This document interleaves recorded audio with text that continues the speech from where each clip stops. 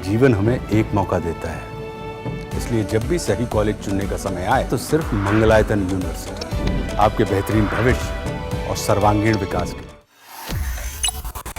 Bharatiya Janata party के नए अध्यक्ष को लेकर चर्चाओं का दौर लगातार जारी है।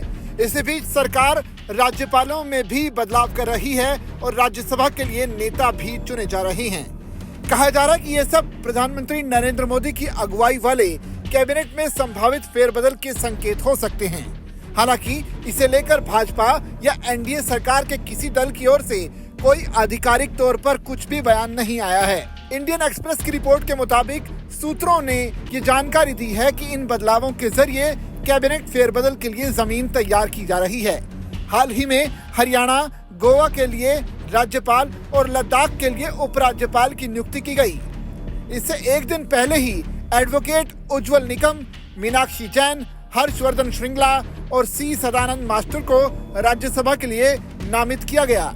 अखबार से बातचीत में भाजपा के एक वरिष्ठ नेता ने कहा कि बड़े मंत्रालय वाले अधिकांश मंत्रियों को पिछली मोदी सरकार से रिपीट किया गया है। अब तक इस बात पर जोर दिया जाता था कि निरंतरता बनी रहे, लेकिन अब कैबिनेट को विदेश मामलों जैसी नई प्राथमिकताओं के साथ साथ अमेरिका के राष्ट्रपति डोनाल्ड ट्रंप के नए टैरिफ के चलते वाणिज्य मंत्रालय फिर संतुलित किया जा सकता है।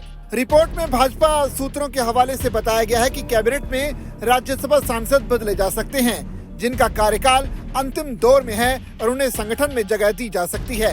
वहीं अन्य का कहना है कि भाजपा, जनता दल यूनाइटेड, लोक जनशक्ति पार्टी और टीडीपी से नेताओं को देख सकती है।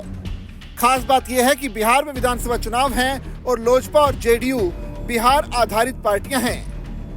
एक भाजपा नेता ने अखबार से यह भी कहा कि चीजें चल रही हैं और सवाल एक ही है कि अब आगे क्या होगा। गवर्नर में फेरबदल, अगले राष्ट्रीय अध्यक्ष और अन्य नेताओं की पार्टी संगठन में नियुक्ति की घोषणा या कैबिनेट फेरबदल। कहा जा रहा है कि भाजपा 37 इकाइयों में से आधे से ज्यादा में अध्यक्षों का चुनाव कर चुकी है।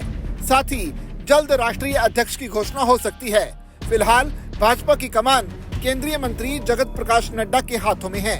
अगर आपको ये वीडियो पसंद आया तो आप इसे लाइक और शेयर कर सकते हैं। साथ ही इसी तरह की और भी वीडियोस देखने के लिए आप दैनिक जागरण को सब्सक्राइब करना ना भूलें। साथ ही अगर आपको अपने मोबाइल पर फटाफट और सटीक खबरें चाहिए तो इसके लिए आपको दैनिक जागरण का मोबाइल ऐप भी अपने फोन पर डाउनलोड करना होगा, जिससे आपको आपके फोन पर मिलती रहे फटाफट और सटीक खबरें।